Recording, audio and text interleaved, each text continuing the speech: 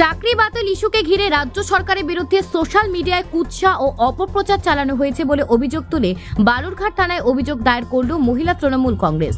মঙ্গলবার দক্ষিণ দিনাজপুর জেলা তৃণমূল মহিলা কংগ্রেস জেলা সভানেত্রী স্নেহলতা হেমব্রমের নেতৃত্বে মহিলা কর্মীরা বালুরঘাট থানায় লিখিত অভিযোগ জানান। স্নেহলতা হেমব্রম জানান, গত কয়েকদিন ধরে কিছু অপশক্তি সোশ্যাল মিডিয়ায় উদ্দেশ্য প্রণোদিতভাবে রাজ্য সরকারের ভাবমূর্তি নষ্ট করার চেষ্টা চালাচ্ছে। এই পরিস্থিতিতে রাজ্য মহিলা তৃণমূল কংগ্রেস সভানেত্রী চন্দ্রিমা ভট্টাচার্য আমাদের পুলিশের অভিযোগ দায়ের করার নির্দেশ দেন। সেই নির্দেশ মেনে এদিন অভিযোগ দায়ের করা হয়েছে বলে জানান তিনি।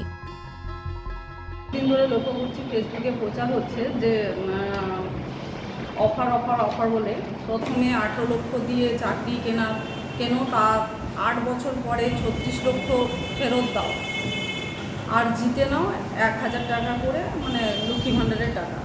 তো এই প্রচারটা কে করছেন বা কারা করছেন তার জন্য তাদের নামে যাতে খুঁজে বের করে থানাতে, তার জন্য আমরা একটা এফআইআর কপি জমা দিয়েছি। এটা কি ওপর থেকে নির্দেশ এসেছিল?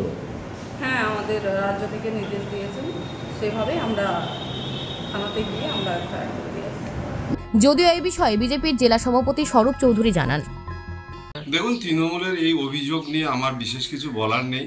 তৃণমূল যেভাবে দুর্নীতি করছে, বিভিন্নভাবে তারা যেভাবে মানুষের কাছে নিজেদের দোষী প্রতিপন্ন করে তুলেছে, এটা ওনাদের দায়।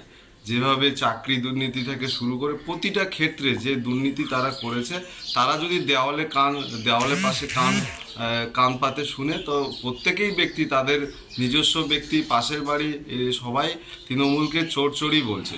তো স্বাভাবিকভাবে একটা প্রচার তৃণমূলের বিরুদ্ধে আছে।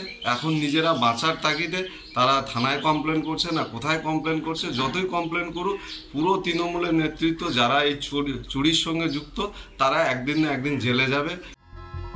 বালুরঘাট থেকে রিপন ভৌমিকের প্রতিবেদন, নিউজ টুডে।